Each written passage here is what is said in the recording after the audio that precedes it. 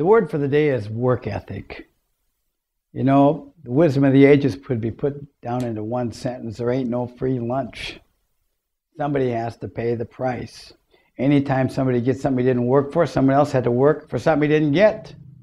The only place success comes before work is in the dictionary.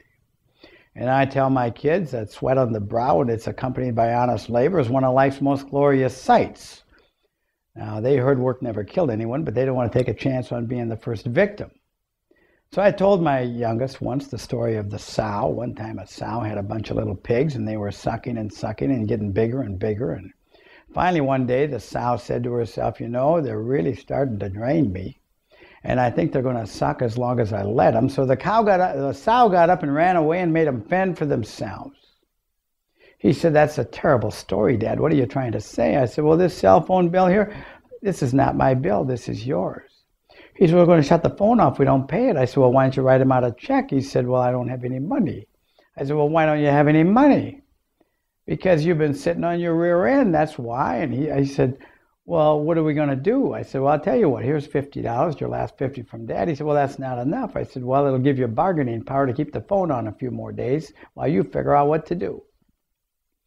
He walked away like I was shaking his head like I was the meanest guy in the world. And that night I overheard him calling the neighbor saying, can I detail your car?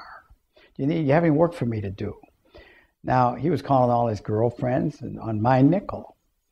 But a parent's job is to teach their kids two things: character and responsibility. Character and self-reliance. And that's our job. We have a generation, sometimes 4 generations, of welfare recipients. One guy wrote in and said, I'm a 4th generation welfare recipient. I should get a raise by seniority. Mark Twain said, if they take our poverty away from us, we won't have nothing. And today there's become a reverse incentive to get something for nothing. You know, if you put an eagle in a cage all its life and open the door and say, now go fend for yourself, will it soar the heights? No, it won't. Because it's conditioned to live in slavery.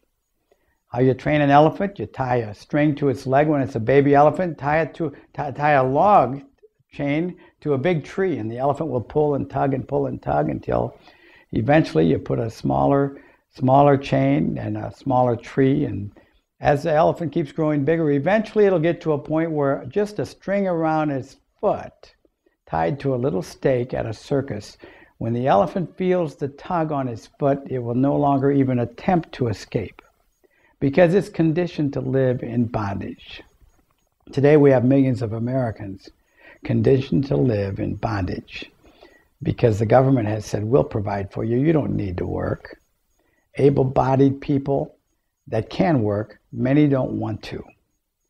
We have a responsibility, a Christian duty, to help poor people who are disabled, not of their own choosing, but we have too many that have taken advantage of a system that's changed the role of government to be provider rather than protector of your rights.